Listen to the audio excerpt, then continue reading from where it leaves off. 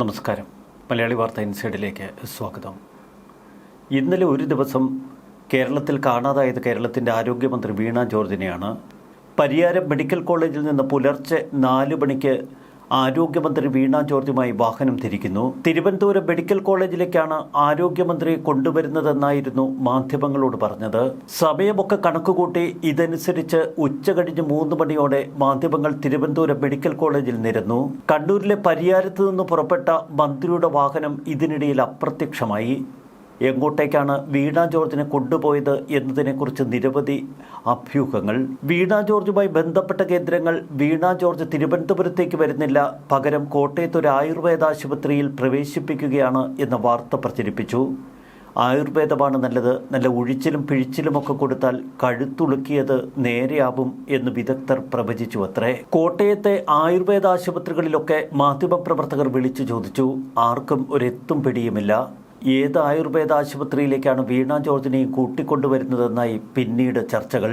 കണ്ണൂരിൽ നിന്ന് തിരിച്ച വീണ ജോർജ് പിന്നെ ഏതൊക്കെ വഴിക്കാണ് യാത്ര ചെയ്തത് എന്നതിനെക്കുറിച്ച് മാധ്യമങ്ങൾ പലവിധ അഭ്യൂഹങ്ങൾ പ്രചരിപ്പിച്ചു. ഇന്നലെ പകൽ മുഴുവൻ കേരളത്തിന്റെ ആരോഗ്യമന്ത്രിയെ കാണാനില്ല എന്നതായിരുന്നു സത്യം. കണ്ണൂരിൽ നിന്ന് തിരിച്ച മന്ത്രി എങ്ങോട്ടേക്ക് പോയി എന്നതിനെക്കുറിച്ച് ഒരെത്തും പിടിയുമില്ല. എന്നാൽ ഒടുവിൽ രാത്രി വൈകി 8:30 മണിക്ക് വീണ ജോർജ് പത്തനംതിട്ടയിലെ തൻ്റെ വീട്ടിൽ വന്ന് കയറി. ഇതോടെയാണ് കേരളം ഒരു ദീർഘനിശ്വാസം വിട്ടത്. ICUവിൽ കിടക്കുന്ന രോഗിയെ വിളിച്ചെഴുന്നേപ്പിച്ച് ഒരു ഇന്നോവ കാറിൽ കയറ്റി നേരെ തിരുവനന്തപുരത്തേക്ക് പറഞ്ഞയച്ച ക്രൂരതയാണ് പരിയാരം മെഡിക്കൽ കോളേജുകാർ കാട്ടിയത്. കേരളത്തിൻ്റെ ആരോഗ്യരംഗത്തിൻ്റെ വീഴ്ചയെന്നൊക്കെ പ്രതിപക്ഷം ഇതിനെ പരിഹസിക്കുന്നു. മിനിമം മുഖ്യമന്ത്രി ഉപയോഗിക്കുന്ന ഹെലികോപ്റ്ററെങ്കിലും കണ്ണൂരിലേക്ക് വിട്ടുകൊടുക്കാമായിരുന്നു. ഇപ്പോഴിതാ മറ്റു ചില വാർത്തകൾ കൂടി വരുന്നു. കണ്ണൂരിൽ നിന്ന് ഒരു വിമാനം തിരക്കിയത്രേ. എന്നാൽ വീണ ജോർജിൻ്റെ സമയക്രമമനുസരിച്ച് ഒരു വിമാനം ലഭ്യമല്ല. തുടർന്നാണ് ഇന്നോവ കാറിൽ തിരുവനന്തപുരത്തേക്ക് യാത്ര തിരിക്കാനുള്ള തീരുമാനമെടുത്തത്. വീണ ജോർജിനെ അടിയന്തരമായി പരിയാരം മെഡിക്കൽ കോളേജിൽ നിന്ന് എന്തിന് ഡിസ്ചാർജ് ചെയ്തു എന്ന ചോദ്യം ഇന്നലെ ശക്തമായിരുന്നു. ഒരു രോഗിയെ എപ്പോൾ എങ്ങനെ വേണമെങ്കിലും ഡിസ്ചാർജ് ചെയ്യാം ആശുപത്രി അധികൃതർക്ക് എന്ന വിശദീകരണമാണ് ഇപ്പോൾ ആശുപത്രി അധികൃതർ നൽകുന്നത്. കണ്ണൂരിൽ നിന്ന് വെള്ളിയാഴ്ച തിരുവനന്തപുരത്തേക്ക് നേരിട്ടൊരു വിമാനമില്ലായിരുന്നു. അതുകൊണ്ടാണ് ഇന്നോവ കാറിൽ യാത്ര തിരിച്ചത് എന്ന വിശദീകരണമാണ് ഇപ്പോൾ സർക്കാർ നൽകുന്നത്. ഗതാഗതക്കുരുക്കുകളിൽ ഉൾപ്പെടാതിരിക്കാനാണ് പുലർച്ചെ തന്നെ യാത്ര പുറപ്പെട്ടത്. എന്നാൽ പലയിടങ്ങളിലായി മന്ത്രിയുടെ ബന്ധുക്കളും സുഹൃത്തുക്കളുമൊക്കെയുണ്ട്. അവരുടെ വീടുകളിൽ കയറി വിശ്രമിച്ച ശേഷമാണ് യാത്ര തുടർന്നത് എന്നാണ് മന്ത്രി ഇപ്പോൾ വിശദീകരിക്കുന്നത്. മന്ത്രിയുടെ ബന്ധുവീടുകളും സുഹൃത്തുക്കളുടെ വീടുകളുമൊക്കെ സന്ദർശിച്ച് വളരെ വിശാലമായ ഒരു യാത്ര ICUവിൽ നിന്ന് ഇറങ്ങിയ രോഗി നടത്തുമോ? എന്തായാലും കേരളം തലയിൽ കൈവച്ച് അന്തം വിട്ട് നിൽക്കുകയാണ്. സാധാരണഗതിയിൽ അടിയന്തര ആവശ്യങ്ങൾക്ക് രോഗികളെ മറ്റൊരിടത്തേക്ക് മാറ്റുമ്പോൾ പെട്ടെന്ന് തന്നെ അടുത്ത ആശുപത്രിയെ സമീപിക്കാനാണ് ശ്രമിക്കുന്നത്. നമ്മൾ ഇന്നലെ കേട്ടത് പരിയാരം മെഡിക്കൽ കോളേജിൽ നിന്ന് തിരുവനന്തപുരം മെഡിക്കൽ കോളേജിലേക്ക് യാത്ര തിരിച്ചുവെന്നാണ്. എന്നാൽ ഇപ്പോൾ മന്ത്രിയുമായി ബന്ധപ്പെട്ട കേന്ദ്രങ്ങൾ പറയുന്നത് വഴിനീളെ മന്ത്രിയുടെ ബന്ധുക്കളുടെ വീടുകളിലും സുഹൃത്തുക്കളുടെ വീടുകളിലുമൊക്കെ കയറി സന്ദർശനം നടത്തിയെന്ന്. എന്തൊരു വിചിത്ര രീതികൾ! പല വീടുകളിലും കയറിയതുകൊണ്ടാണ് രാത്രി വൈകി പത്തനംതിട്ടയിലെത്തിയത് എന്ന വിശദീകരണം വന്നു. ബന്ധുക്കളുടെ വീടുകളിലൊക്കെ കയറി ഇറങ്ങിയതുകൊണ്ട് മാധ്യമങ്ങൾ അത് ശ്രദ്ധിച്ചില്ലത്രേ. രാത്രി 12 മണിക്ക് ഉൾപ്പെടെ കണ്ണൂർ ഗവൺമെന്റ് മെഡിക്കൽ കോളേജിൽ നിന്ന് രോഗികളെ ഡിസ്ചാർജ് ചെയ്യാറുണ്ട് എന്ന വിശദീകരണമാണ് സർക്കാർ നൽകുന്നത്. പുലർച്ചെ ഡിസ്ചാർജ് ചെയ്തു എന്നുള്ളതൊരു പുതിയ കാര്യമല്ല. രോഗികളെ ഏതു സമയത്തും അഡ്മിറ്റ് ചെയ്യാൻ ആശുപത്രികൾക്ക് അവകാശമുണ്ട്. അതുപോലെ അവരെ ഡിസ്ചാർജ് ചെയ്ത് പറഞ്ഞയക്കാനും.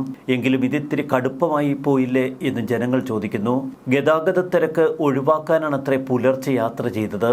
എന്നാൽ മന്ത്രിമാർക്ക് എല്ലാ സുരക്ഷാ ക്രമീകരണങ്ങളും ഒരുക്കിക്കൊടുത്ത് ട്രാഫിക്കിനെയൊക്കെ വകഞ്ഞു മാറ്റി വിടാറുണ്ട് നമ്മുടെ പോലീസ്. മന്ത്രിയുടെ ഡിസ്കിന് പ്രശ്നമുള്ളതുകൊണ്ട് ഒരാഴ്ച വിശ്രമം വേണമെന്നാണ് ഇപ്പോൾ ഡോക്ടർമാരുടെ നിർദ്ദേശം. ആശുപത്രിയിൽ കിടത്തിയുള്ള പരിചരണം ആവശ്യമില്ലത്രേ. വീട്ടിൽ തന്നെ വിശ്രമിച്ചാൽ മതിയാകും. ഒരാഴ്ചത്തേക്കുള്ള മരുന്ന് കൊടുത്താണ് ഡിസ്ചാർജ് ചെയ്തത് എന്ന് ആശുപത്രി വിശദീകരിക്കുന്നു. ഇതിനിടയിൽ എന്തെങ്കിലും വേദനയോ മറ്റു പ്രശ്നങ്ങളോ ഉണ്ടെങ്കിൽ ഇനി കണ്ണൂരിലേക്ക് വച്ചു പിടിപ്പിക്കേണ്ട. അടുത്തുള്ള ഏതെങ്കിലും ഗവൺമെൻറ് ആശുപത്രിയിലോ നല്ല സ്വകാര്യ ആശുപത്രിയിലേക്കോ ചെന്നാൽ മതി എന്ന് ഡോക്ടർമാർ നിർദ്ദേശിച്ചു. ഇനി യാതൊരുവിധ പ്രശ്നങ്ങളുമില്ല എങ്കിൽ ഒരാഴ്ച കഴിഞ്ഞ് ഒരു മെഡിക്കൽ പരിശോധന മാത്രം മതി. രക്തസമ്മർദ്ദം ഉൾപ്പെടെ എല്ലാം സാധാരണ നിലയിലാണത്രേ. മന്ത്രിയുടേത് ഒരു അത്ഭുത രോഗശാന്തി ആയിരുന്നു എന്ന് വ്യക്തം. വീണ ജോർജിനെ ഡിസ്ചാർജ് ചെയ്തതിനെക്കുറിച്ച് വിവിധ കേന്ദ്രങ്ങളിൽ നിന്ന് അതിശക്തമായ വിമർശനങ്ങൾ ഉയർന്നിരുന്നു. ഒരു മന്ത്രിയെ ഒരു ഉത്തരവാദിത്വവുമില്ലാതെ ഇങ്ങനെ വെളുപ്പം കാലത്ത് അതും ICUവിൽ നിന്ന് ഇറക്കിവിടാമോ എന്ന ചോദ്യമായിരുന്നു അതിൽ ഏറ്റവും ശക്തമായി ഉയർന്നു കേട്ടത്. തൊട്ടുതലേന്ന് കേരളത്തിൻ്റെ മുഖ്യമന്ത്രി പിണറായി വിജയൻ ഉൾപ്പെടെയുള്ളവർ ഈ രോഗിയെ സന്ദർശിച്ച് അതീവ ഗുരുതരാവസ്ഥയിൽ ICUവിൽ കിടക്കുന്നു എന്ന് വ്യക്തമാക്കിയ ആളാണ് തൊട്ടടുത്ത ദിവസം പുലർച്ചെ 4 മണിക്ക് ചാടി എഴുന്നേറ്റ് ഒരു ഇന്നോവ കാറിൽ കയറി നേരെ തിരുവനന്തപുരത്തേക്ക് വെച്ചടിച്ചത്. എന്നിട്ടോ തിരുവനന്തപുരത്ത് പോലും എത്തിയില്ല, പത്തനംതിട്ട വീട്ടിൽ പോയി അങ്ങ് അർമാദിക്കുന്നു. ഗതാഗത സൗകര്യമൊന്നുമല്ല, മാധ്യമങ്ങളെയും പ്രതിഷേധവും ഭയന്നാണത്രേ പുലർച്ചെ തന്നെ മന്ത്രി വീട്ടിലേക്ക് ഒളിച്ചോടിയത്. ഇതാണ് പ്രതിപക്ഷത്തിൻ്റെ മുഖ്യ വിമർശനവും പരിഹാസവും. നടപടിക്രമങ്ങളൊക്കെ പാലിച്ചാണ് മന്ത്രിയെ ഡിസ്ചാർജ് ചെയ്തത് എന്ന് ആശുപത്രി അധികൃതർ വിശദീകരിച്ചു കൊണ്ടിരിക്കുന്നു.